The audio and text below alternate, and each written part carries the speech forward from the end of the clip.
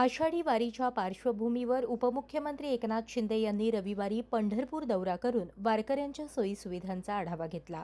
यावेळी त्यांनी वारकरी आणि भाविकांसाठी विविध सुविधा उभारण्यासाठी 5 कोटी रुपयांचा निधी जाहीर केला।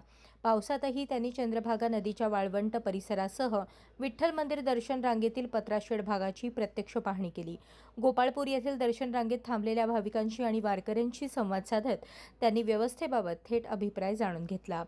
वारी दरम्यान भाविकांना कोणताही प्रकारचा त्रास होऊ नये यासाठी प्रशासनाने अधिक दक्षतेने काम करण्याच्या सूचनाही त्यांनी दिल्या। यावेळी उपमुख्यमंत्री एकनाथ शिंदे यांनी यंदाच्या आषाढी वारीत व्हीआयपी दर्शन व्यवस्था पूर्णपणे बंद ठेवण्याचे निर्देश दिले। पंढरपूरच्या वारीतला विठ्ठलाचा वारकरी हाच आमचा खरा व्हीआयपी आहे असे सांगत त्यांनी वारकऱ्यांना सर्वोच्च प्राधान्य देण्याची भूमिका स्पष्ट केली।